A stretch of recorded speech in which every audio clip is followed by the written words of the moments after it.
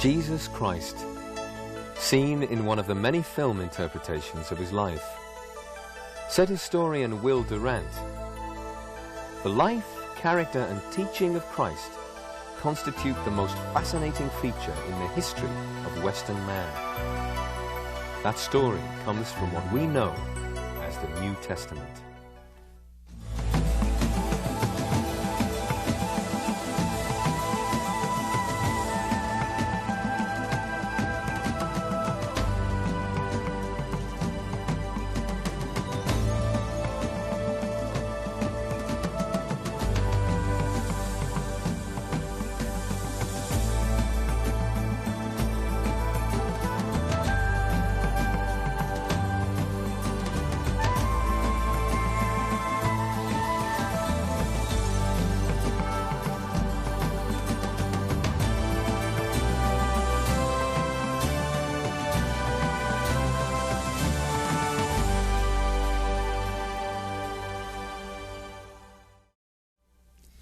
The New Testament came some 400 years after the Old Testament, but the New is deeply rooted in the Old. The earliest Christian church didn't have a Bible of its own. Its Bible was the Old Testament. But even as the Christian scriptures were being composed, they referred repeatedly to the Hebrew scriptures. These references include 58 of the 66 Old Testament books. Jesus was a Jew. His first followers were mostly Jews. They were steeped in the Old Testament and believed Jesus was the fulfillment of God's promises to his people in the ancient scriptures. These included predictions given centuries earlier, now seen as fulfilled in Jesus. In fact, there were over 50 such predictions, including he would be born in Bethlehem, born of a virgin, he would cure the deaf and the blind, he would be betrayed by a friend, sold for 30 pieces of silver, he would be killed amidst criminals. But while the two testaments are closely linked, there are also major differences between them. The Old Testament was written over at least a 1,000-year period. The New Testament was written in a period of 50 to 70 years. The Old Testament was written in the Hebrew language. The New Testament was written in Greek. The Old Testament is about 3 times as long as the New Testament. The Old Testament concentrates primarily on a people, Israel. The New Testament centers mainly on a person, the Messiah, Jesus of Nazareth.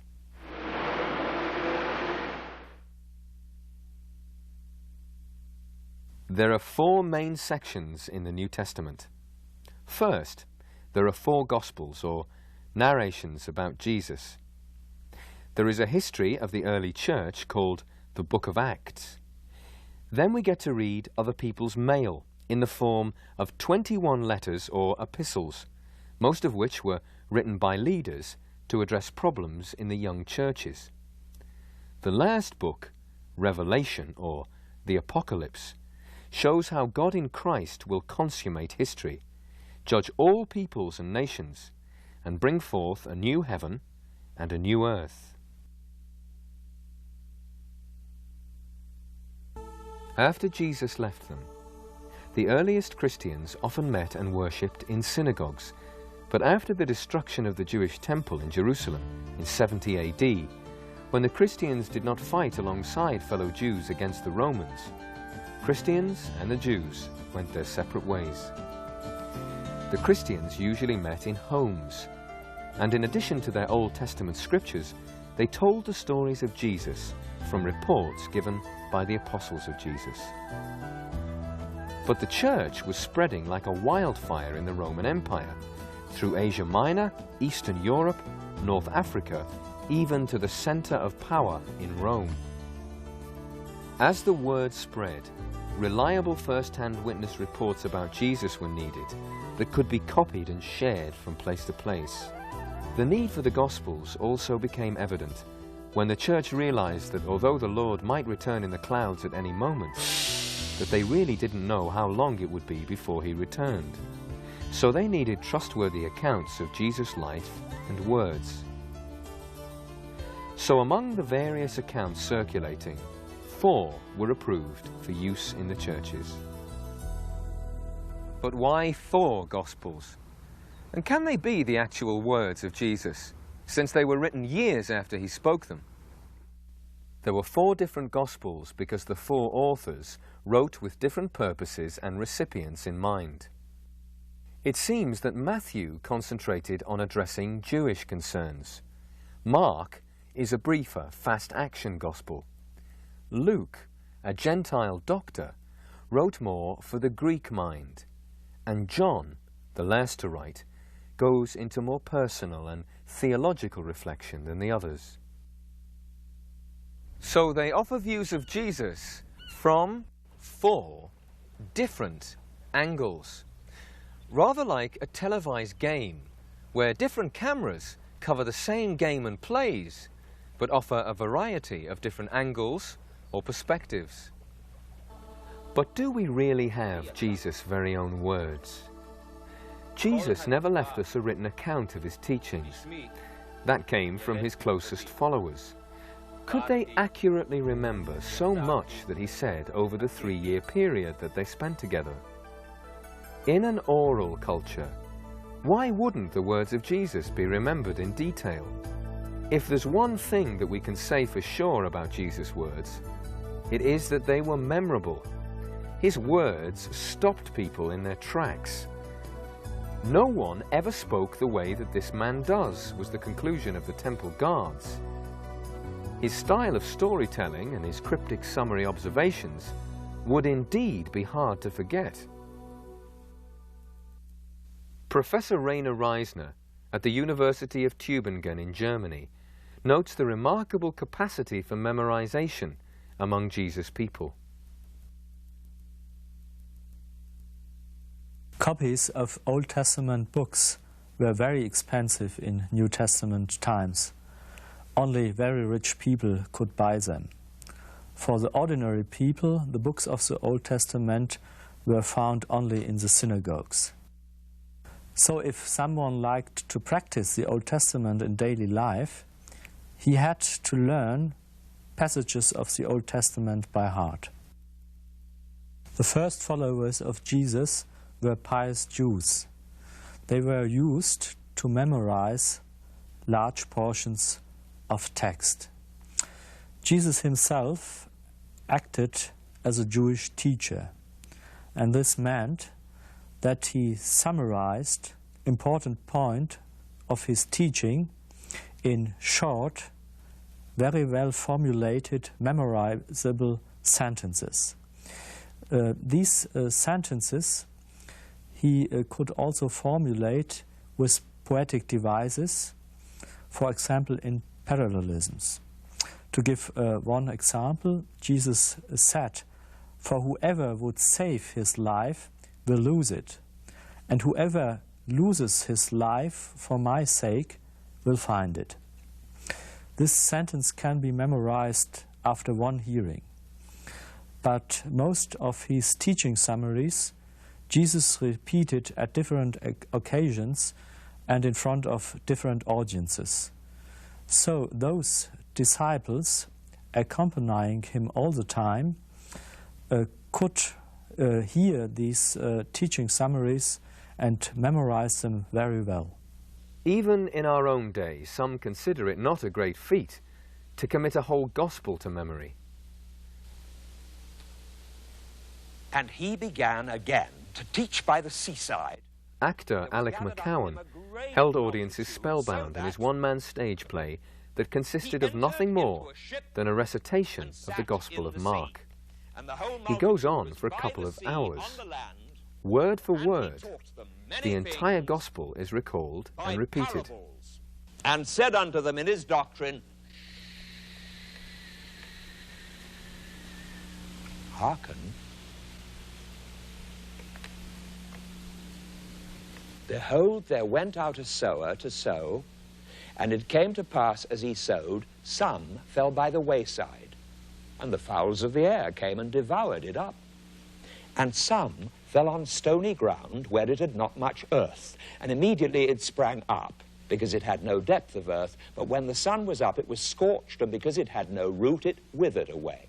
And we might also consider that Matthew, one of Jesus' closest followers, probably would have known a form of shorthand. Matthew probably knew shorthand. There are several reasons for this statement, for this assessment of the situation. He was, as we know, a civil servant, a tax-collecting official in Upper Galilee. And in this position, a certain degree of shorthand writing was absolutely obligatory.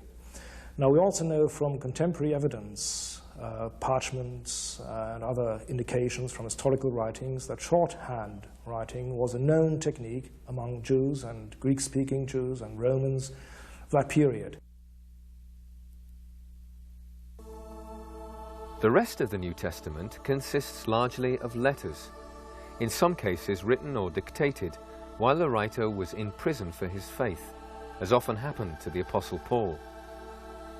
These letters typically grew out of crises or problems faced by the young churches. Let's take just one example. The ancient city of Corinth, Greece, is located between two seas. It drew many travelers and was notorious for its sensuality and commercialized sex. The Apostle Paul planted a church there with some Jews and mostly Gentiles. As they struggled to grow in the faith, they experienced all kinds of problems. They were acting selfishly and thoughtlessly toward one another. There was bitter internal strife. Some held on to old pagan practices. Others were full of religious pride. There was sexual immorality, including incest. It was a mess. But it prompted from Paul words regarded by many as maybe the most beautiful and magnificent ever written. If I speak in the tongues of men and of angels, but have not love, I am only a resounding gong or a clanging cymbal. If I have the gift of prophecy and can fathom all mysteries and all knowledge, and if I have a faith that can move mountains, but have not love, I am nothing. If I give all I possess to the poor and surrender my body to the flames, but have not love, I gain nothing. Love is patient.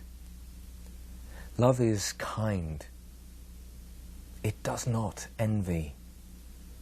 It does not boast. It is not proud. It is not rude. It is not self-seeking. It is not easily angered. It keeps no record of wrongs. Love does not delight in evil, but rejoices with the truth. It always protects, always trusts, always perseveres. Love never fails. When I was a child, I talked like a child.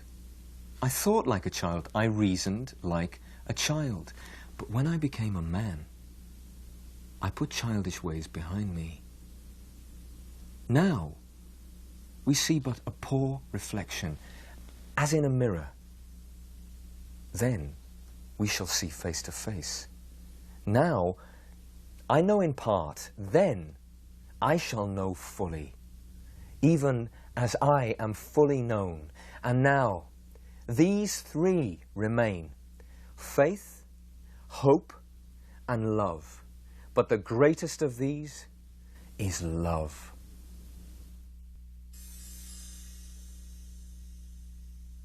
The New Testament books were all handwritten. There were no printing presses then, so all copies were made by hand. some on parchment or animal skins, but most on a material called papyrus. The rich waters of the Nile. Its annual flooding provides nourishment for the agriculture of Egypt. The Nile was also home to the remarkable papyrus plant. Papyrus is a reed plant that grows on the banks of the Nile, usually from 6 to 12 feet high, and it can be as thick as a man's wrist. Ancient Egyptians regarded it as a sacred plant that they worshipped. They used part of the plant for food. The stalk was also used to make cords, string, mattresses, even cloth for wrapping mummies or making sails. They were even bundled together to make small boats. To make papyrus, the pith of the plant was cut into sections and then overlapped into vertical and horizontal strips. It was moistened and pressed together and then smoothed off and made into sheets. This is a piece of papyrus. If you look closely, you can see the different strips crossed over each other. Now for us, paper is cheap. Just look how much you get in a Sunday newspaper. But in the ancient world, papyrus was precious. A single sheet could cost the equivalent of 2 days' wages for a typical laborer. Now, as the quantity of New Testament writings grew, many sheets would be gathered together. Then they would be folded in half and then stitched together. This was called a codex. It was an early stage of the modern book. The various documents of the New Testament were copied and circulated to churches near and far. Now, the canon is a list of those books that the early church regarded as authoritative Word of God. So there was a necessity to sift among the various other books, which Luke says were already being written by Christians, in order to determine which books are the authoritative works that belong to the New Testament. What were those criteria by which that sifting occurred? First, the early church chose those books that were written by apostles or by associates of apostles. Mark and Luke were not among the 12, but were associated, Mark with Peter, Luke with the Apostle Paul. Secondly, another criterion was how far a given book was harmonizing and altogether in agreement with the other books that had already been in wide use in the church. And the third had to do with the way in which that understanding of the work of Christ formed what was called in Latin the regula fidei, the rule of faith. Now, this took many generations because, first of all, the 27 books of the New Testament were written in quite different places in the ancient world by different people at different times. Probably the first part of the New Testament that we have was the first epistle of Paul to the Thessalonians. Well, someone had to find these books, collect them, bring them together, and be assured that they were authoritative books. So this, very briefly, in a nutshell, is what we think happened about the collecting of the books of the New Testament. Church synods, church councils took place. They ratified what already had been the judgment of Christian believers, high and low alike, as to what books were in the New Testament. So I've been accustomed in my teaching to say the New Testament is a collection of authoritative books. It's not an authoritative collection of books. It did not become authoritative because a group in a church council decided these should be in the New Testament. The books were authoritative as soon as they were written.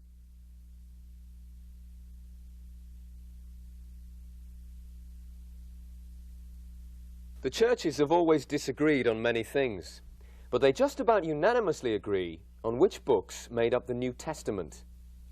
But how close are the copies we have today to the ancient scriptures as they were originally written now almost 2,000 years ago? For as you'd expect, we don't have any of the originals of any of the New Testament books. Scholars carefully analyze ancient manuscripts to evaluate the quality of textual transmission. For most classical literature, the evidence is not always abundant. Here are some of the most famous works, the approximate time they were written, the year of the earliest manuscript that is available, the length of time between the original writing and the first available copy, and the number of manuscripts that are available to compare. Now look at the unparalleled wealth of biblical texts, both in quantity and closeness to the original. There are fragments of New Testament books that scholars agree go back as early as the year 125 AD. And recently, there have been some startling claims by Dr. Carsten Tiede in Germany that are attracting wide attention, that some papyrus fragments can be dated as early as the lifetime of the apostles of Jesus. We know that among the 100 known papyri of the New Testament, there are some that belong to the 1st or early 2nd century. 2 of them are particularly important. One is a scroll fragment found at Qumran, giving us 2 verses from chapter 6 of Mark's Gospel.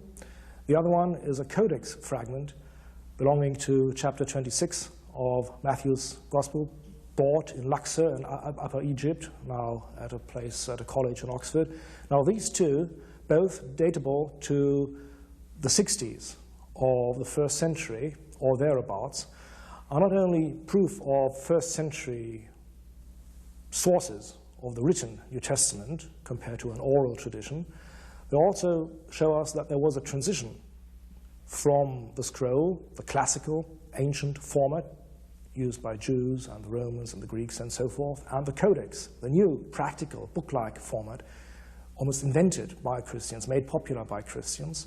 And we can now show that this happened before and at the time when the first community lived and worked and preached in Jerusalem around the year 70 AD. And that is very important, not least because it helps us to understand that written sources, written documents existed at a period when eyewitnesses, apostles, disciples were still alive.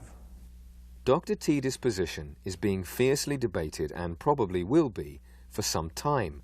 But what is beyond dispute is the cumulative evidence for the reliability of the New Testament text.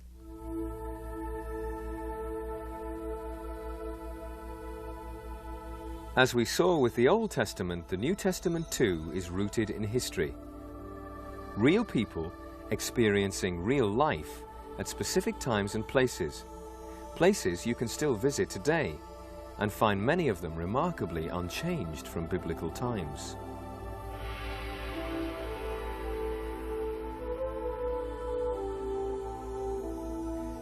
The Mount of Temptation, where Jesus struggled against Satan for 40 days. The Sea of Galilee, where Jesus called fishermen to be his followers, and where fishermen today still cast their nets. Bethany near Jerusalem, where Jesus raised Lazarus from the dead and stayed with friends before he was arrested. The Garden of Gethsemane, where Jesus agonized in prayer to God. It is said that some of these trees date back 2,000 years to Jesus' time. Dominus Flavit, the Lord wept, a church in the shape of a teardrop, reminds how Jesus from this place wept over the city of Jerusalem. The New Testament, written in the relatively small Mediterranean world, soon crossed the waters to every continent.